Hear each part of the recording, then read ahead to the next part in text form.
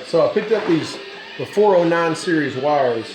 The problem is nowhere on the internet does it show you how to properly install the boots. And I'm not even sure if I'm properly doing it, but I'm getting it done. And I'll show you the method which I'm using. Now, if you do look at their internet site, or if you look at their instructions, they kind of, well, they don't do it. They're about as useful as golf clubs at a bowling alley. But anyway, what I'll do is I'll go through how I'm putting the boots on. Hopefully it'll make your life a little easier.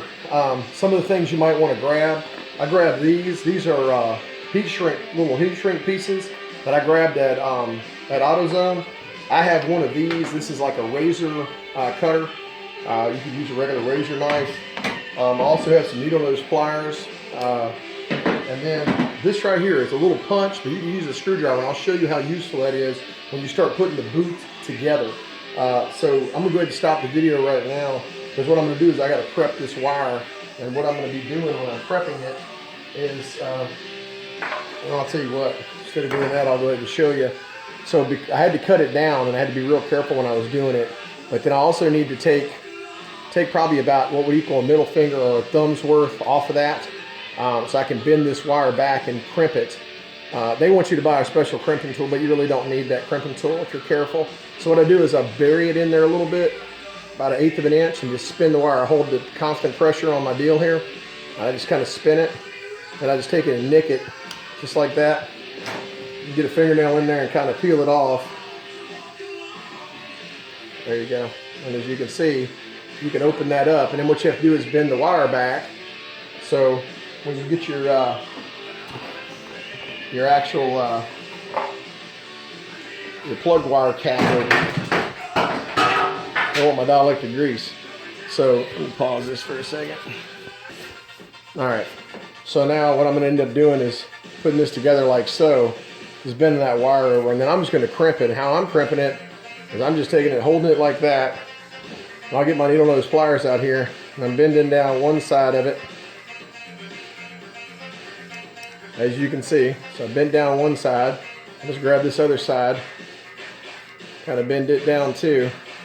And see, when I get it right there, where it's kind of flush with each other, I just pull out my, I've got these heavy duty wire crimpers. So I want to kind of bend the middle. So then what I'm doing here is I'm going to pinch down on the middle. I'm sorry, my video is not that great.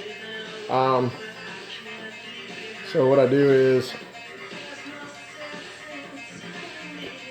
get it there and kind of bend it over a little bit and just pinch it through, and use my my needle nose here to kind of work it a little bit more, to where it's not going to pull off and it's not going to slide around on there.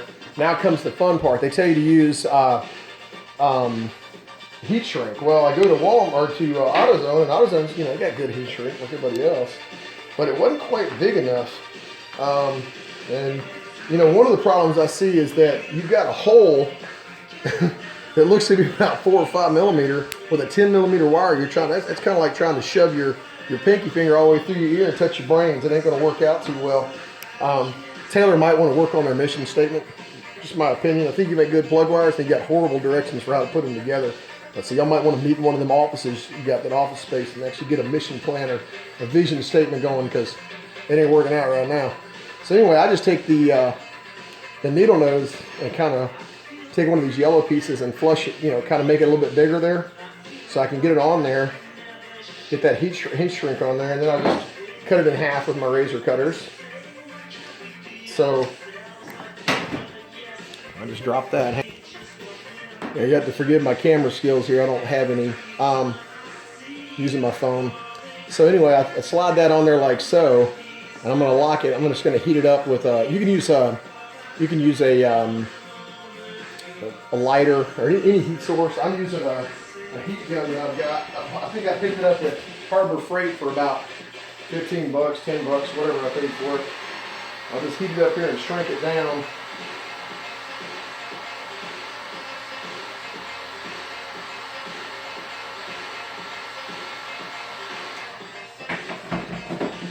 So now we've got that part heat shrinked on there with that yellow heat shrink that we had to stretch out with a pair of needle nose pliers to make it fit over that.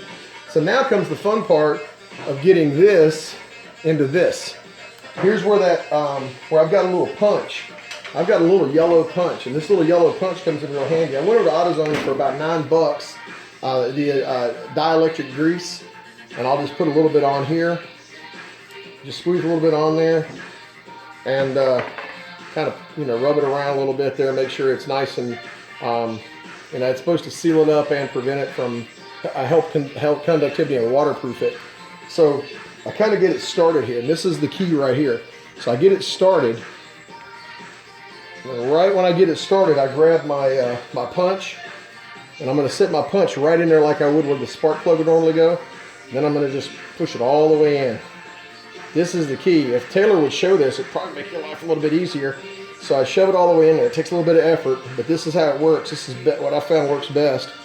Then I can get to where I can barely see the tip, and once I get to where I can see it inside there, I kind of work the punch back out. I reach down inside this. I go through the top and the back a little bit, and I pull it forward.